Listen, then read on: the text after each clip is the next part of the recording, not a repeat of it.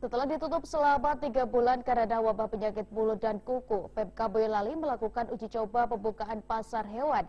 Dalam uji coba ini, petugas masih menemukan sapi kondisi sakit yang dibawa pedagang dan oleh petugas hewan tersebut dilarang masuk ke dalam pasar. Pemkab Boyolali melakukan uji coba pembukaan kembali pasar hewan Celok Cepogo Boyolali yang sempat ditutup selama 3 bulan karena wabah penyakit mulut dan kuku atau PMK. Dalam pembukaan ini, Dinas Peternakan Boyolali melakukan sejumlah SOP, yakni hewan dan kendaraan yang masuk ke dalam pasar harus dilakukan disinfektan dan pemeriksaan kondisi kesehatan sapi, khususnya di bagian mulut. Pedagang yang bisa masuk ke dalam pasar juga harus pedagang lokal dari Boyolali. Dalam pemeriksaan sapi yang ada di dalam pasar, petugas menemukan ada beberapa sapi dalam kondisi tidak sehat seperti suhu badan panas dan mulut mengeluarkan lendir. Sapi-sapi tersebut kemudian diputar balikan oleh petugas dan dilarang masuk ke dalam pasar.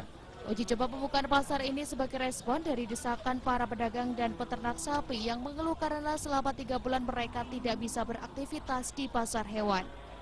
Melakukan uji coba pembukaan pasar hewan satu pasar di Boyolali yang dibuka sementara di Jelok dengan ketentuan sapi yang dijual harus sehat. Yang kedua, pedagang dan sapi ini harus lokal, belum bisa menghadirkan pedagang dari luar Boyolali, tidak boleh. Kami menyadari. Uji coba pembukaan pasar hewan ini direspon baik oleh pedagang.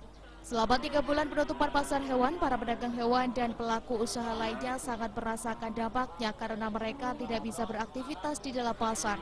Diharapkan pasar hewan bisa beroperasi normal kembali. Terus yang mencari ekonomi di pasar sini, semuanya kayak mau nangis gara-gara tutup ini. Tapi alhamdulillah, pemerintah Boyolali sudah mengizinkan, udah boleh uji coba pembukaan pasar sapi ini, yaitu yang diterapkan sapi yang sehat-sehat, yang nggak sehat nggak boleh dibawa ke pasar sapi.